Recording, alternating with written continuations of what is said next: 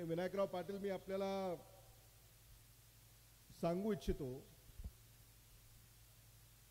की या सभेमध्ये जी उपस्थिती आम्हाला जाणवते यावरून आपल्या लक्षात येतं की अहमदपूर विधानसभा मतदारसंघामध्ये महाविकास आघाडीचा झेंडा फडकल्याशिवाय राहणार नाही.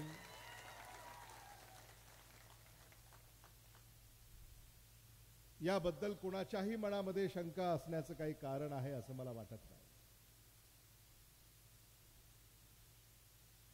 आज आपण इथं का एकत्रित आलेले आहोत?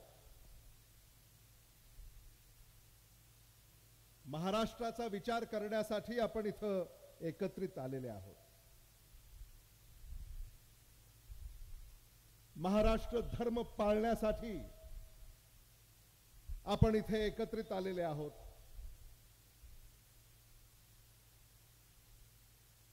महाराष्ट्रामध्ये महायुती सरकारने जी लूट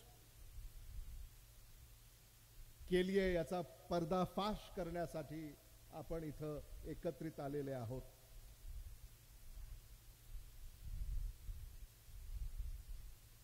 महाराष्ट्राचं राजकारण याची पातळी खूप खालावलेली आहे. सुषमाताईने आपल्या धारदार भाषणामध्ये आपले विचार व्यक्त करत असताना आपल्याला सांगितलं या महाराष्ट्रातल्या सामान्य माणसाच्या व्यथा काय आहेत.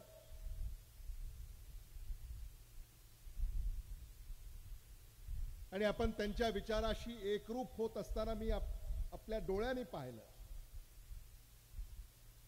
त्या बोलत होत्या, तुम्ही ऐकत होता, तुम्ही ऐकत होता, त्या बोलत होत्या. क्षणभर आम्हाला असं वाटलं की त्या तुमच्या मनातलं बोलत होत्या.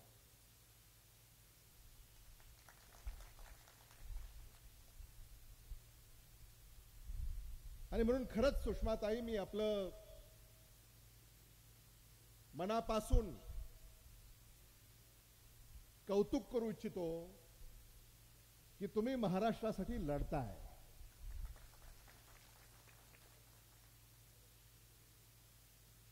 या सत्तेपुढे लढणं सोपं नाही आहे. अहो, एखाद्यानं एक पोस्ट टाकली तर त्याला जेलमध्ये बंद करण्यापर्यंत हे सत्ताधारी मजल मारतात. या बलाढ्य सत्तेला लढा तुम्ही देताय याचं मला मनापासून कौतुक आहे. आणि आज खरंच तुम्ही लातूरकरांची आणि अहमदपूरकरांची मनं जिंकली.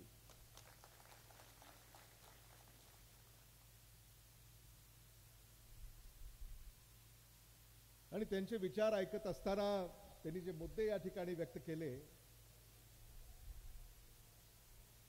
ताई, आपला महाराष्ट्र आणि महाराष्ट्राचे पुढारी कर्तृत्वाने ओळखले जायचे. आदरणीय शरद पवार साहेब कर्तृत्वाने ओळखले जायचे. आदरणीय उद्धव ठाकरे साहेब हे कर्तृत्वाने ओळखले जातात. आदरणीय यशवंतराव चव्हाण साहेब कर्तृत्वाने ओळखले जायचे. आदरणीय वसंतदादा पाटील साहेब हे कर्तृत्वाने ओळखले जायचे. आदरणीय विलासराव देशमुख साहेब हे कर्तृत्वाने ओळखले जायचे.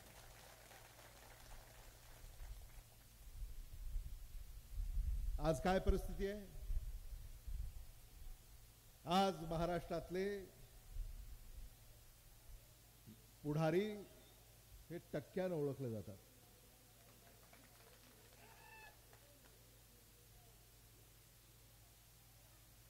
ही अवस्था झाली आपल्या महाराष्ट्राची. टक्क्याचा आकडा ऐकला की बघ लक्षात येतं की हा तो पुढारी.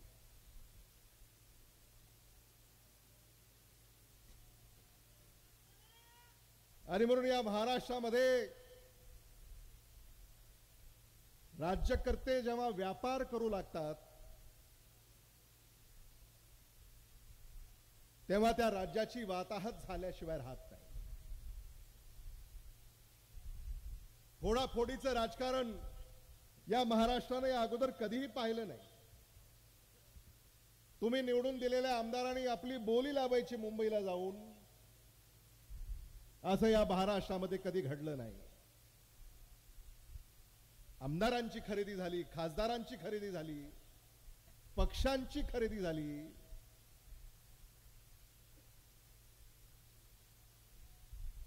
लोकशाहीला तुडवण्याचं काम महायुतीनं केलं, भारतीय जनता पक्षानं केलं. याचा समाचार येत्या 20 नोव्हेंबर रोजी आपल्याला घ्यायचा आहे, आपण लक्षात ठेवलं पाहिजे.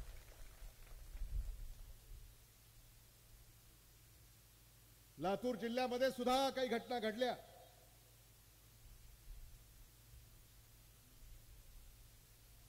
पहाटेचा शपथविधी, एक विमानात गेलं, अनेक विमानात जायचं राहिलं. हे आपण अजूनही विसरलेले नाही आहोत.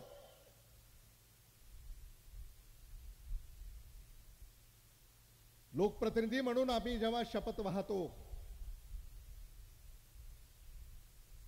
परमपूज्य डॉक्टर बाबासाहेब आंबेडकरांनी दिलेल्या संविधानाची शपथ आम्ही वाहतो, ती शपथ तोडायला यांना काही वाटत नाही.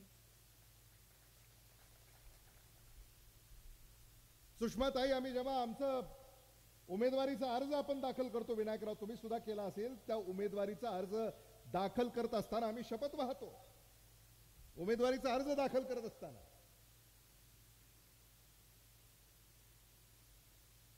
की मी अमुक अमुक संविधानाच्या प्रती माझी खरी निष्ठा बाळगीन वगैरे वगैरे. आणि कशी माणसं निवडून आल्यानंतर ज्या मतदारांनी त्यांना मतदान दिलं त्याच्याशी सुद्धा फारकत घेतात, हे मला लक्षात येत नाही.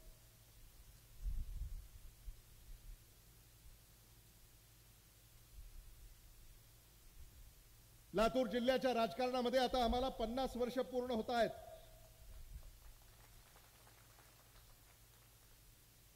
स्वातंत्र्याच्या काळापासून जो विचार आम्ही स्वीकारलेला आहे त्या विचाराशी अजूनही फारकत आम्ही घेतलेली नाही. कारण हा विचार तुम्ही आम्हाला दिलेला आहे. लातूरकरांनी आदरणीय विलासराव देशमुख साहेबांना घडवलं, लातूरकरांनी आदरणीय शिवराज पाटील साहेबांना घडवलं, हे आम्ही अजूनही विसरू शकत नाही. ज्यांनी आपल्याला घडवलं त्यालाच सोडून द्यायचं अशी जी वृत्ती राजकारणामध्ये आता पुढे येते, ती खऱ्या अर्थानं गाडून टाकण्याची वेळ आलेली आहे. आदरणीय उद्धव बाळासाहेब ठाकरे यांच्या पाठीमध्ये खंजीर खुपसणं,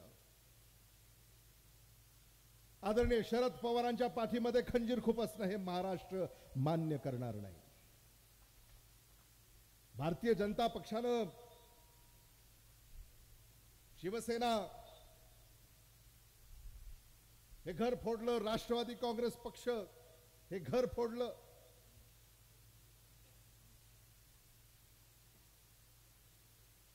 भारतीय राष्ट्रीय काँग्रेस पक्षाला सुद्धा फोडण्याचा त्यांनी प्रयत्न केला.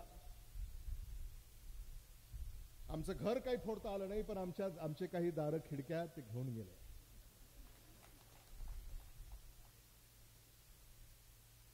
आणि मग हे राजकारण आपण मान्य करणार आहोत का?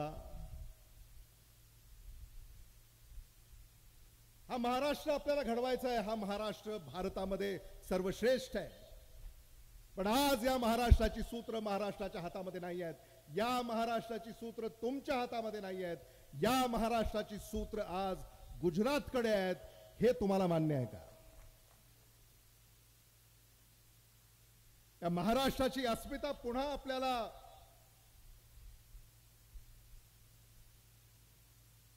प्राप्त करायची आहे.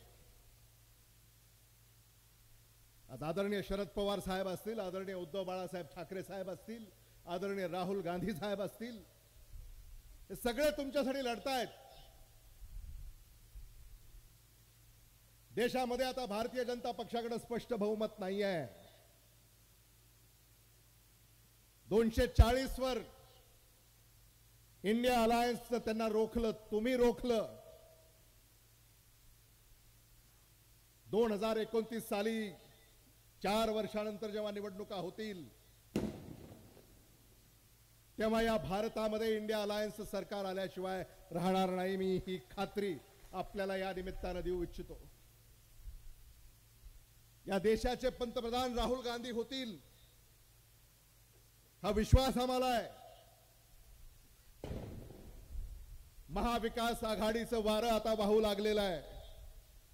मराठवाड्यामध्ये 8 पैकी 7 जागा या महाविकास आघाडीच्या लोकसभेमध्ये तुम्ही निवडून दिल्या आणि त्याच धर्तीवर महाराष्ट्राच्या या विधानसभेमध्ये 46 पेक्षा 40हून अधिक जागा या महाविकास आघाडीच्या मराठवाड्यामध्ये निवडून येतील हा विश्वास या निमित्तानं मी या ठिकाणी व्यक्त करू इच्छितो. विनायकराव पाटलांबद्दल आम्ही काय बोलावं तुम्हाला सारं माहित आहे. सामान्य माणसाचा बुलंद आवाज म्हणून त्यांची ओळख सगळ्या महाराष्ट्राला आहे. कधीही भ्रष्टाचाराचं गालबोट त्यांनी स्वतःला लावून घेतलेलं नाही आहे. पारदर्शक कारभार हा सातत्यानं देण्याचा प्रयत्न विनायकराव पाटलांनी केलेला आहे. याबद्दल तुमचं जेवढं कौतुक करावं तेवढं कमी आहे. कार्यकर्त्याचा सन्मान वाढवण्याचं काम विनायकराव पाटलांनी केलेलं आहे आणि आज हा सामान्य माणूस इथं बसलेला आहे. सामान्य माणसाचा असामान्य नेता विनायकराव पाटील असं मी जर त्यांचं वर्णन केलं तर ते चुकीचं होऊ नये. आदरणीय विलासराव देशमुख साहेबांच्या मंत्रिमंडळामध्ये त्यांनी काम केलं. थोडक्यात त्यांनी सांगितलं या अहमदपूर विधानसभा मतदारसंघाचा काया पालट आदरणीय विलासराव देशमुख साहेबांच्या नेतृत्वाखाली त्यांनी कसा केला. आदरणीय विलासराव देशमुख साहेबांच्या मुख्यमंत्री पदाच्या कारकिर्दीमध्ये ते मंत्री होते, पण ते ज्या मंत्र्याचे राज्यमंत्री होते माहितीये का कोण?